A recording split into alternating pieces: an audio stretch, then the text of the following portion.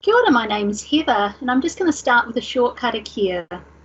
Tu tawa mai I ranga, tu tawa mai I raro, tu tawa mai I waho, tu tawa mai I roto, kia tau, ai te Māori tū, te Māori ora, ki te katoa, haumi ea, hui ea, tai kia.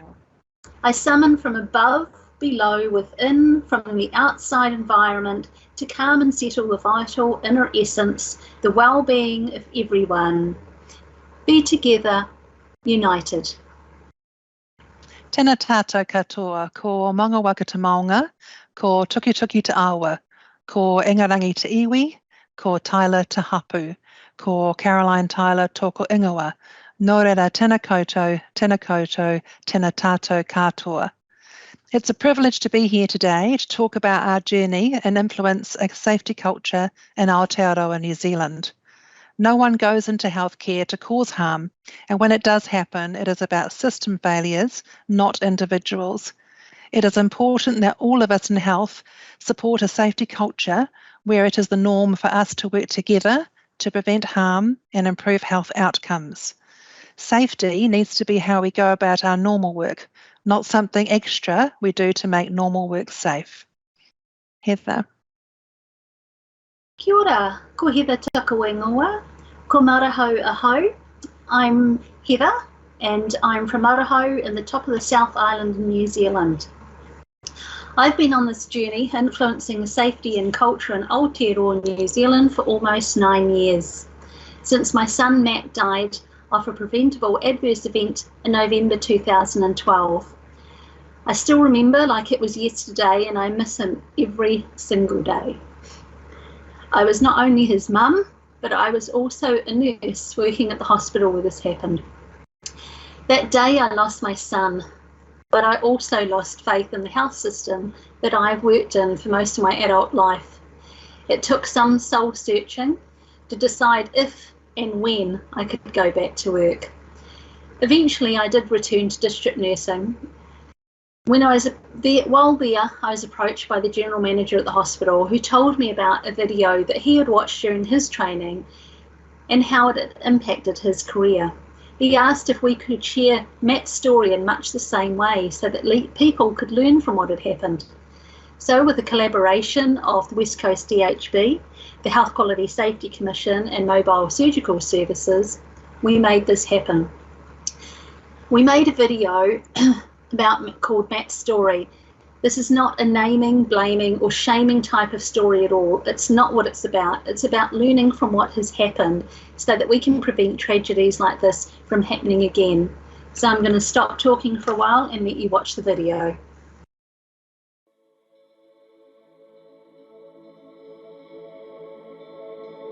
Friday was just another ordinary day. Last day of the week for me working, because I worked as a district nurse. I'd come home and I was just sitting down to my cup of tea, and then I looked out the door and I could see Matt coming in from outside, and he was walking towards me holding onto his right hand side and sort of leaning into it, and I looked at him and I thought, appendix. It didn't look good, so I thought, well, let's go up to the hospital and check this out. And that's where it all started. He went straight into A&E, and he was seen by the surgeon on call that night, and he confirmed he had appendicitis and that we should, take it out that night. The appendectomy went well, and then between theatre and recovery, Matt had laryngospasm, so he'd stopped breathing. So they bagged him, gave him reversal agents, and got him into the recovery room.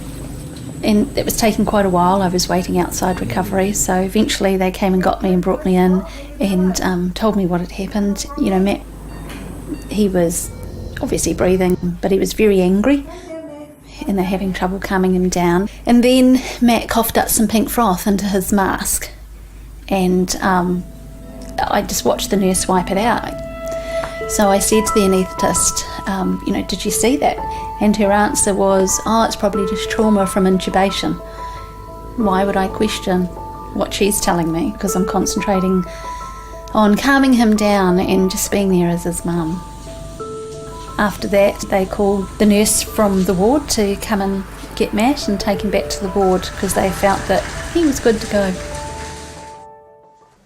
I asked Matt to go into the kids' ward because he wasn't yet 16, but I did it on the understanding that if there was any complications or any reason not to go to the ward, then that's fine, we wouldn't go there. But the ward is where we went. I kissed him, told him I loved him, and I said in the morning. I just went out of his room and I said to the afternoon nurse, look, I'm not comfortable. You know, where are you sitting? So I checked her, and she told me she sits at the desk right outside his room. And, I also said, look, I want you to keep him on a monitor all night and ring me for anything, or even if he just wants to talk to me, give me a call. So I went home.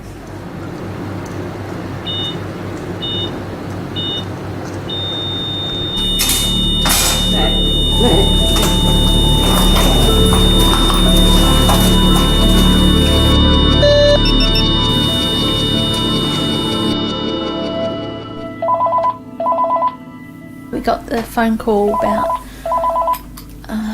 6:30, 6:40 on Saturday morning. Dave answered and the nurse said to him, Matt has respiratory arrested. And Dave had no idea what that meant. But I remember him saying... Did you want us to come in? So I took the phone off him and asked what happened. They told me... What's happening? It's not breathing. We rushed to the hospital.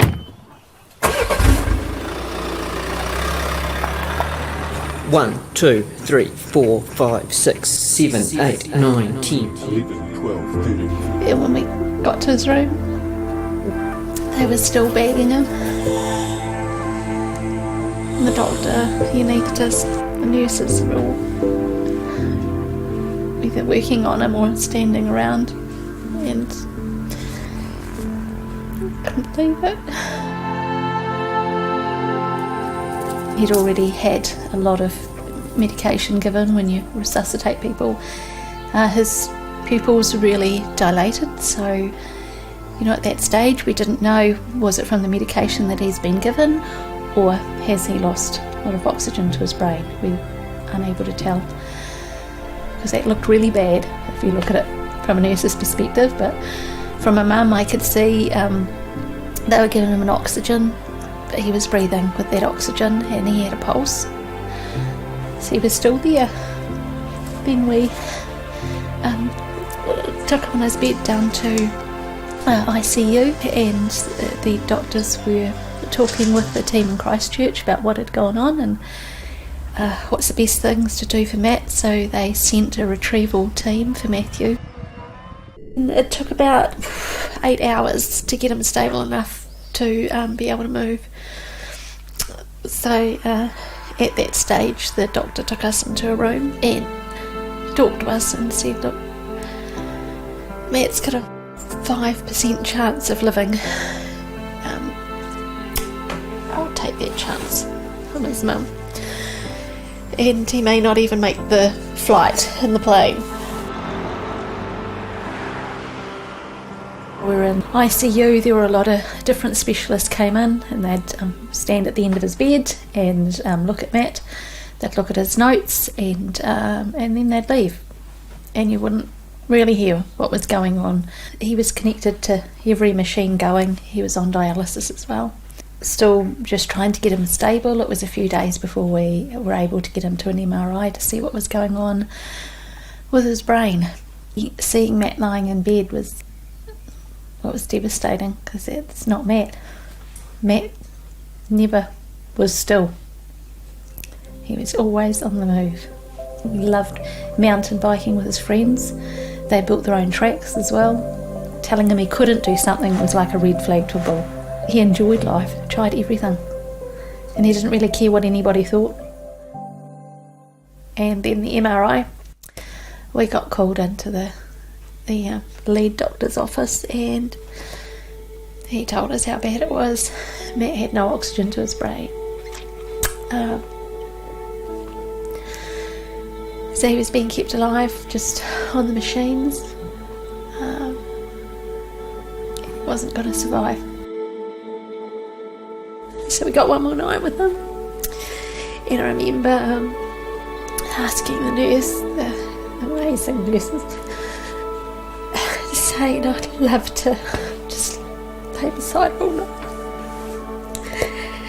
So she was great. She said, I can fix that. And she went round to the side of Matt's bed. She pulled him over to the side. They made room for me to speak. I sleep there. And I did.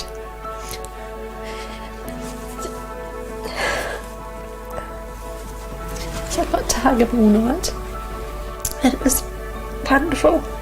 It was worth so much to me to be able to do that.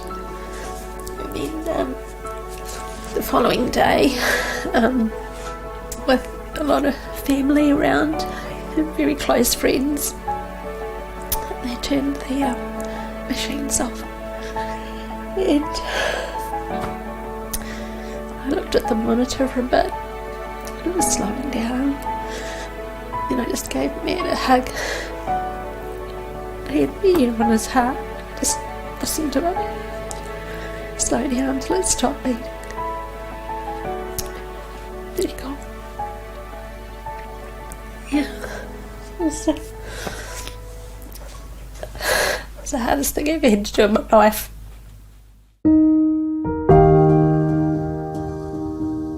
After Matt died, I was still pretty much a zombie, so it took a while to function properly again, but I was really lucky. I have amazing family and friends, so I've always had support. I was really lucky to have that support.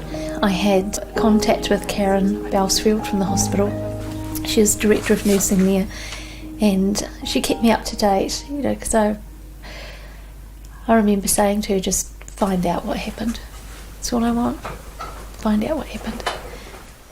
As a DHB, it's really important to take accountability when something's gone wrong. We pull some experts together to have a look at the events to understand what went wrong and what were the systems and processes that weren't quite right or that may have contributed to the outcome. 4 different specialist anaesthetists' reports, police, coroner, hospital reports. I don't know, they seem to be never ending, but I just wanted to make sure I did everything that I could for Matt to find out what happened. Heather has every right to be angry about this. Matt should not have died. What we know following the investigation and the coroner's inquest into it was that he developed negative pressure pulmonary oedema, and what that leads to is an accumulation of fluid in the lungs. That is easily reversible, it is treatable, and there were points during Matt's 12 hours post-operatively where it should have and could have been identified that was happening, and it could have been treated. What became clear through all the reports that I read was there was huge lack of communication between everybody involved, really. But laryngospasms happen, and but that doesn't make it normal, and that's what they'd done. They'd normalised the abnormal, and then they didn't use any critical thinking. Matt, just a few of his symptoms, he was angry, he was extremely angry. So, was he hypoxic at that time? Possibly. He was being given really high flows of oxygen, 8 to 10 litres a minute, and he was only saturating at around 92%, and sometimes that was dropping even lower. And this is a really fit, healthy 15-year-old kid who, even in A&E when he was in pain, was still saturating at 100%. He coughed up pink froth into his mask. So, what was going on at that time? So nobody put any of those things together, and they put him in the ward.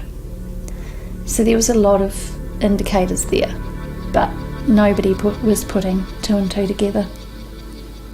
And Matt paid for that with his life.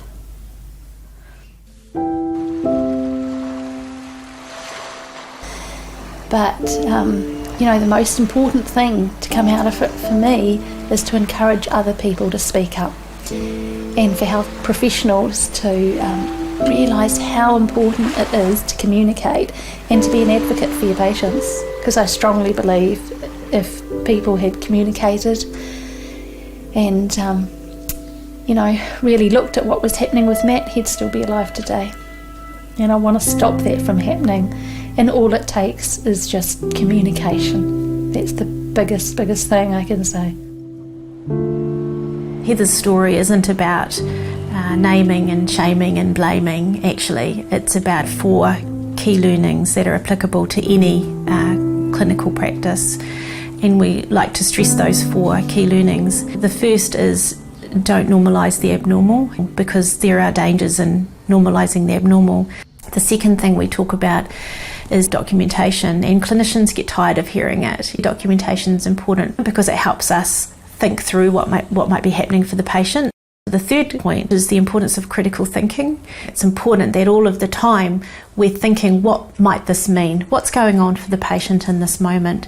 And the final key learning is speak up. And speaking up is not just about enabling and empowering a more junior staff member to challenge and question a more senior clinician. It's actually about enabling anybody in that moment to speak up, and part of that is listening to the patient, listening to the family, and listening to our colleagues, because that questioning can be really important.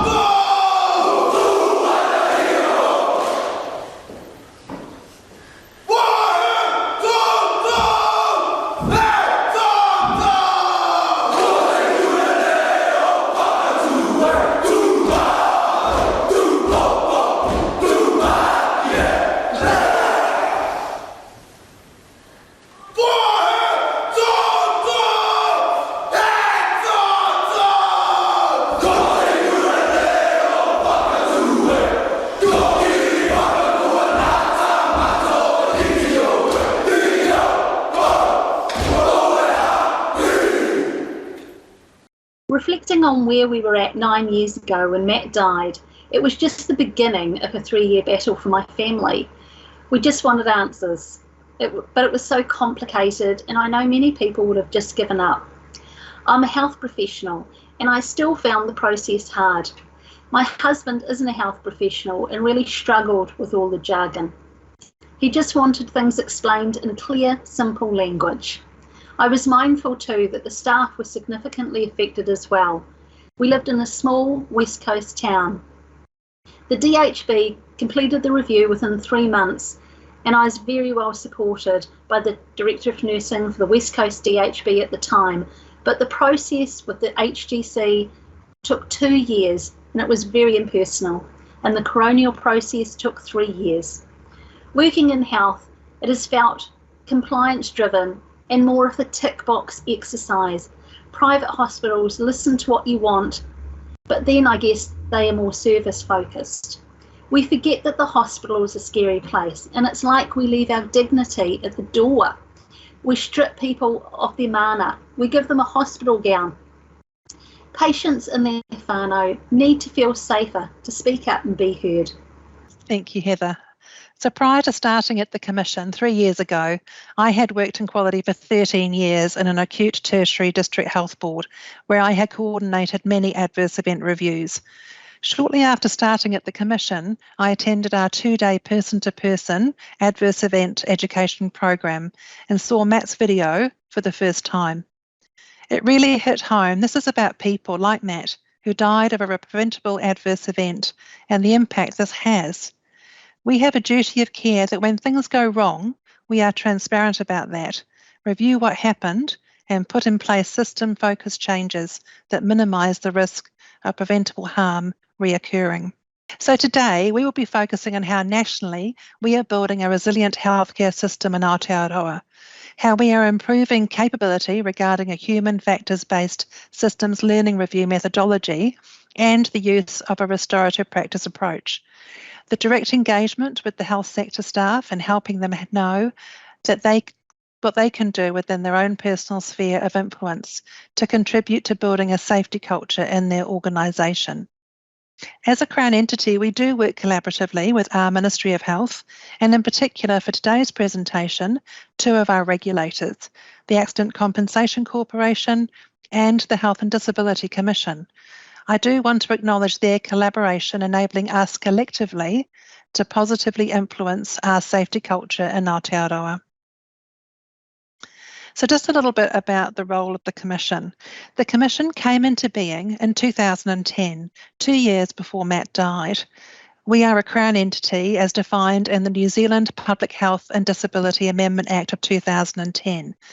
The objectives of the Commission, as defined in legislation, are to lead and coordinate work across the health and disability sector for the purposes of helping providers, monitoring and improving the quality and safety of health and disability support services. The Commission is committed to embedding and enacting Te Tiriti o Waitangi and supporting the mana motuhake for Māori.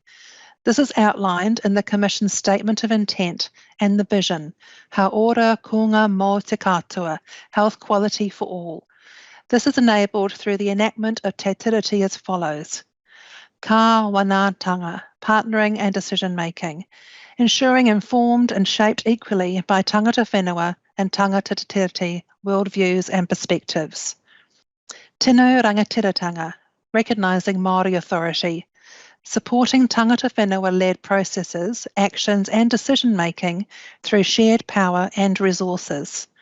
Ōretanga, equity, understanding specific actions to ensure equitable outcomes for tangata whenua and recognising that these actions can also support equitable outcomes for other groups. And wairuatanga, upholding values, belief systems and worldviews. Tangata whenua worldview values and belief systems are prioritised. Currently, we do not have quality care for all in Aotearoa, as clearly demonstrated in our 2 Commission publications. The first, A Window on the Quality of Aotearoa New Zealand's Healthcare 2019, and more recently, the Bula Satu, A Window on Quality 2021, Pacific Health in the Year of COVID-19. Professor Sir Mason Drury writes in his foreword of our 2019 publication, Te Tiriti should be recognised as a 21st century prescription for Māori health. Te Tiriti can usefully underpin sustained, systemic and multi-levelled approaches needed for more than just equity or orotanga, but advancement. So we have a national adverse event reporting policy that aims to contribute to improved quality, safety and experience of health and disability services through systems that are safe, consumer and whānau centred, and by whānau we mean the extended family, provide for early identification and review of adverse events, ensure lessons are learnt so the risk of repeating preventable adverse events is minimised, and demonstrate public accountability and transparency.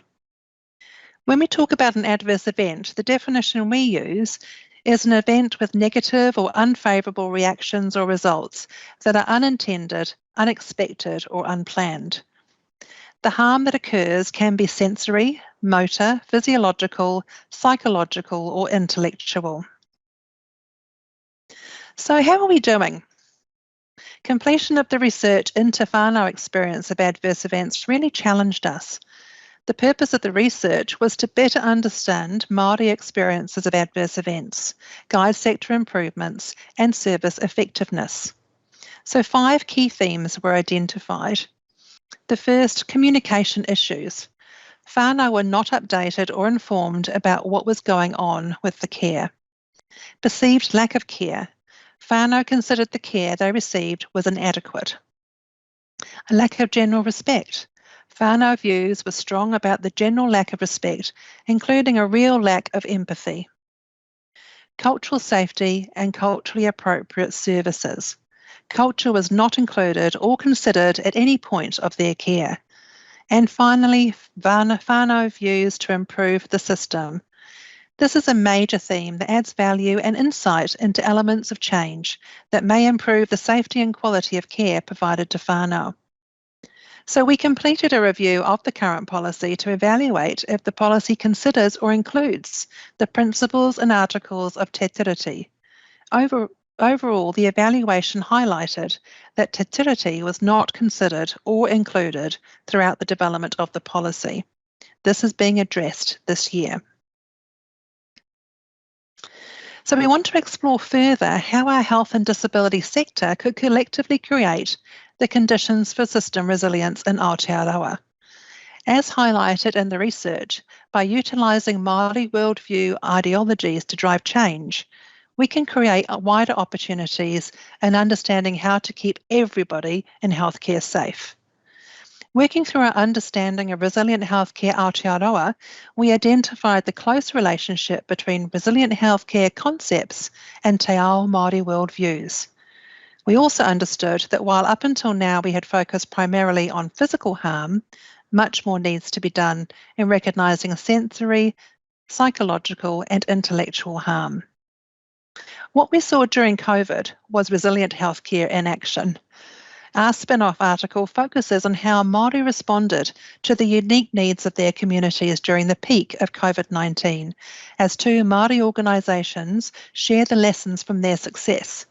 The article highlights how resilient healthcare requires us to think about our understanding of healthcare systems as complex adaptive systems, where local contexts require local solutions, developed in partnership. As Heather has highlighted, patients and whānau need to know why things went wrong, and healthcare services need to work hard to prevent the same thing happening again. Historically, we have often thought of healthcare as linear and applied review methods that reflected that. Now in healthcare, there is a move to understand harm through the lens of complexity. Focusing on where things have gone wrong has been fundamental to our culture of safety till recently. In a complex adaptive system, staff must navigate often competing demands and dynamic conditions to deliver the safe care that patients need. We need to look at system-focused changes as opposed to people or behaviour-focused recommendations. In the past, our recommendations have been primarily focused on policy changes and more education. What we need to be recommending are system-focused forcing functions, incorporating human factor solutions that support our healthcare staff. The 2017 National Adverse Event Policy enabled providers to choose their preferred review methodology. Prior to that, we promoted root cause analysis, or RCA. But late last year, we moved to a virtual adverse event education program that focuses on a system learning review methodology, as it recognises health as a complex adaptive system. The systems learning review is comprised of 3 parts. The first involves collecting information about what happened from the people involved, both health professionals and consumers in their whānau. This is the time to find out what everyday work looks like so you can compare it to what actually happened. The second part of a learning review is about sense making. This is where we seek to understand why people did what they did at the time. This is not about using hindsight bias to second guess the decisions made, but to truly understand how the environment that those involved were in led them to make the decisions they made. Understanding why people did what they did helps us come up with more useful recommendations for improvements. The third part of a learning review is reporting and learning. Learning reviews are about managing the system in order to create an environment where people can be successful. The aim is to develop resources that help frontline staff learn from an adverse event. Recommendations are limited to generally no more than 3 system changes and are identified through focus groups who represent the work as done. Now, you've probably heard enough from me now, so I'm going to hand over to Heather, who's going to talk a bit more about restorative practice. During those 3 years of investigation following Matt's death, we often felt very apart from the process, a process that we should have actually been an integral part of. This was our son. He wasn't a number, as so many other cases are. We wanted answers, we needed answers, and we needed them to be able to work through the grieving process. That's why I'm an absolute advocate for restorative practice in healthcare, because I see it as a great way to not only help family through such situations, but also the staff involved. It provides a safe and supportive environment to talk openly about what happened, the impact it had on their lives, and to clarify the responsibility for the actions to enable healing and learning. The focus is on participation, respectful listening and communication, truthfulness, accountability and empowerment. I truly believe that this can help create a better culture where staff and patients alike could feel safer and more comfortable with speaking up. In the past in healthcare, and even still today, both staff and even patients and their family and whānau are often afraid to speak up for fear of being treated differently. You have just watched Matt's story, where I spoke up, and I'm a nurse as well as a mum, and yet I was still ignored. So take a moment to reflect now on how hard it would be for someone with no medical training to go through our current process of investigation. In the past couple of years, I've been really lucky to be supported by ACC as part of their harm prevention program to share Matt's story around Aotearoa New Zealand. In this time, I was able to speak at over 100 hospitals, both private and public. And near the end of last year, I started speaking at nursing schools as well. When ACC was no longer able to fund me, I was very fortunate to have the Health Quality and Safety Commission offer some assistance to finish going to the nursing schools that I haven't yet been to. And I'm very proud to say that the sharing of Matt's story has made a difference. I have multiple evaluations and emails reminding me of this, and knowing that helps keep me going. I have heard of processes changed and attitudes following Matt's story, but what is more heartening for me is hearing that lives have been saved by remembering what happened to Matt. 9 years and it still gets me. And how the treatment and change of care going forward has helped others. I'd like to briefly share a story with you. This is from a student nurse who shared it with me.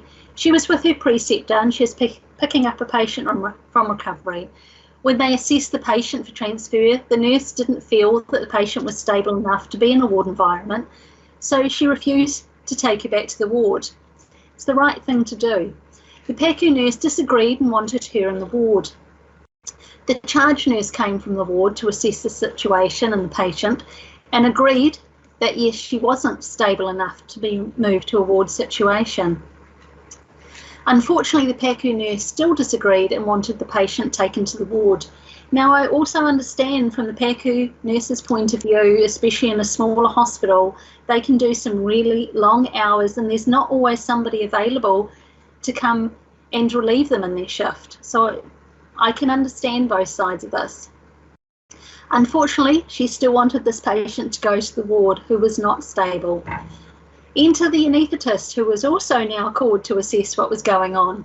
He agreed with the ward staff that the patient was not stable and did in fact need intervention. This patient had had a laryngospasm, but his response, which I will always remember, and I'm so glad that the student shared with me, was he simply said, "We don't want another Matt." Matt's story has become part of the health vernacular. And if you knew him, he would love to know that his name is everywhere. Well, it's just not the way we thought it would happen. Thank you, Heather. I've just been very privileged to be able to work with Heather and the Diana Unwin Chair of Restorative Justice with the Victoria University and ACC in helping to fund a Pohirahiri po e Te Aroha Healing and Learning from Harm video. This will be accessible on our website on the 14th of September 2021. And now we'll just be able to play you a wee promo of that video. I think the affinity between Aotearoa and restorative practice is that both of them actually recognise that relationship is key. So restorative practice offers the opportunity for healing, to restore well-being and relationships and trust following a harmful event in healthcare. People are coming to a place that's safe. It enables them to be confident and be comfortable about sharing their experiences.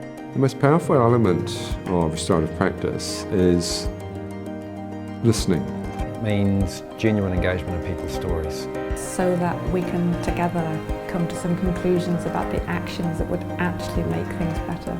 For me, it's about healing relationships between people. Patients who've experienced harm in the medical system, actually having their voice heard. And an opportunity to listen, to learn and to respond. Essentially, yes, it's whakapapa.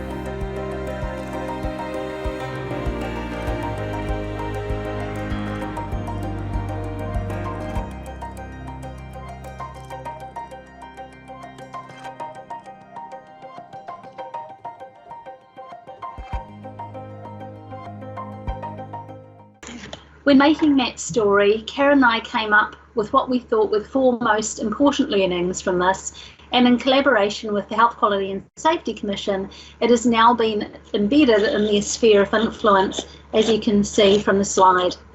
Don't normalise the abnormal. For every patient that we see, they have something abnormal going on, or they wouldn't be needing our help. But it's very easy for us to normalise this because it's something that we see every day. A laryngospasm is not normal, but when you see it often enough, it can seem that way, and we can miss other signs because of it. Matt had a laryngospasm, but it was normalised, and unfortunately, so were all the other symptoms of his deterioration. Constant critical thinking should always be used in conjunction with the OBS that we take, and ensuring that we not only look at our patient, but listen to what they are telling us, and their family, their whānau as well. It's often hard for family to speak up for fear of questioning what we are doing, but nobody knows their family better than them and what is their normal. This is something we need to encourage and help empower them to feel safe in doing this. Documentation. Our favourite subject, it's not mine, but it is really important. When things get busy and time is short, it's still so important to keep an accurate account of what's happening, not only from a legal perspective, but more importantly, to tell a story of what is happening with your patient so that you can combine your critical thinking with the OBS and assessment of your patient to capture any deterioration. Speak up. I understand that sometimes this isn't easy to do in a healthcare environment, but it should be. We go to work to do the best for the people that we care for, and it's so important that we and families feel comfortable to speak up when they need to. This also includes more junior staff feeling comfortable escalating or asking for assistance and advice from more experienced staff, and families knowing that it's okay to ask questions and to seek more help when you need it. Sometimes it's hard for us to know what is normal for this patient, but their family knows them. Nobody knows them better. In New Zealand, we're now more than ever a multicultural society where English isn't always the first language, and this is something we need to be more understanding and respectful of to ensure that we all have a good understanding of the care that we're giving. You can see my listening theme comes through continuously, and this is why. So as you can see, we have been busy despite COVID challenging us all in how we work. But we have more to do. We are forming a systems safety rōpū focused on supporting our ongoing collaboration and engagement with key stakeholders, focused on a combined understanding and collective responsibility on how we embed system safety and a resilient healthcare approach within Aotearoa. We also are going to be working in partnership with WorkSafe and ACC to develop nationally accessible human factors e-learning. We are really hoping that our person-to-person huis can go ahead, COVID willing. We have our Open Resilient Healthcare hui on the 23rd of November of this year and Open Restorative Practice hui on the 9th of December. We're also going to be supporting the wider sector with adhering to the national policy, as this is now a criterion in the Ngā Paerewa Health and Disability Service Standard that comes into effect on the 28th of February next year. And the Commission has endorsed the Diana Oman Chair of Restorative Practice at Victoria University Restorative Practice Micro-Credentialing Program, and will be supporting restorative practice capability building across the health and disability sector in 2022. In the session, Heather shared her experiencing following the death of her son Matt from a preventable harm. We have talked about the role of the Health Quality and Safety Commission, how we are focusing nationally on how to build a resilient healthcare system in Aotearoa, utilising Māori worldview ideologies to drive change to keep everybody in healthcare safe. Our focus on improving capability in a human factors-based system learning review methodology and restorative practice approaches, and the powerful impact of direct engagement with health sector staff and what they can do within their personal sphere of influence to contribute to building a safety culture. We would like to thank you for taking the time to listen to us today. It has been a privilege to share this journey with Heather and collectively influence our safety culture for all in Aotearoa.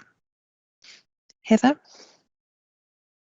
I'd also like to thank ACC and the Health Quality and Safety Commission, and especially Caroline today, for enabling me to travel and share Matt's story throughout Aotearoa New Zealand. And I'd especially like to thank my family and friends who have supported me throughout this time, and my amazing husband and kids who have given me the strength to do this. I'm very proud of them. I'd be keen to share Matt's story with the world because there are so many learnings to be taken from this. So if you need to get hold of me, it's mattguntersstory@gmail.com. You can also get the video on YouTube and the Health Quality and Safety Commission. I'd just like to finish with a short karakia. Ko te manu kai I te miro, nō te ngahere, ko te manu kai I te mātauranga, nō te ao. The bird that eats the miro berries, theirs is the forest. The bird that consumes knowledge, the world is theirs. Together we are stronger, and together we can use our knowledge to provide better health care for all. Ka kite anō.